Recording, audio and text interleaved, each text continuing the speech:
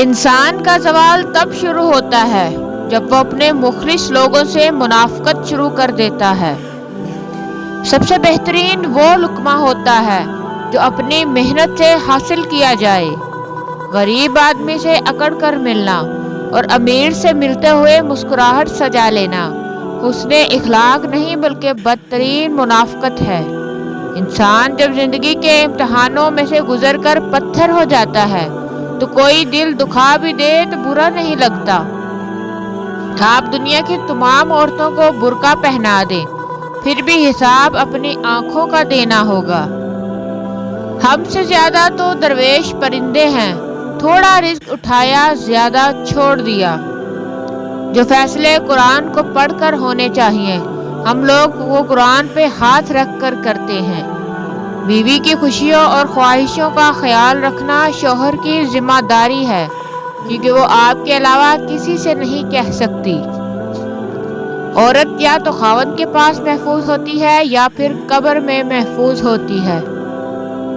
دنیا کی کوئی چیز بھی مرد کے دماغ کو پرسکون نہیں کر سکتی سوائے اس کی من پسند عورت کے۔ اگر کسی کی شخصیت دیکھنی ہو تو اس سے اختلاف کر کے دیکھ لو۔ اختلاف شخصیت کا ایکسرا ہے۔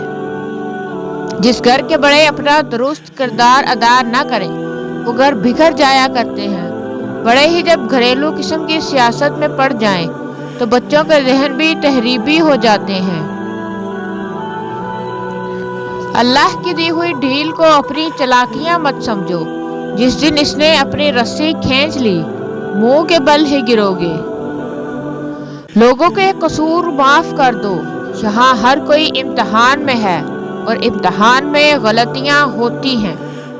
اگر کوئی آپ کو اپنی اہمیت دیتا ہے تو اس کا مطلب یہ نہیں کہ آپ جوتوں سمیت اس کے سر پر چڑھ جائیں۔ بہترین انسان وہ ہے جس کا وجود دوسروں کے لیے فائدہ مند ہو۔ کپڑے انسان کے جسم کو ڈھانپتے ہیں اور گفتگو اس کی شخصیت کو۔ شکوے بہت عزت دار ہوتے ہیں، سب سے نہیں ہوتے اور سب کے سامنے نہیں ہوتے۔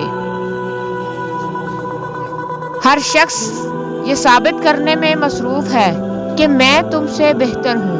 عورت یا تو خاوند کے پاس محفوظ ہوتی ہے یا پھر قبرستان میں محفوظ ہوتی ہے۔ مرد اس عورت کے لیے دیوانہ پاگل ہو جاتا ہے جس عورت کے پاس جو چیز ہو، خوبصورت چہرہ اور نرم دل۔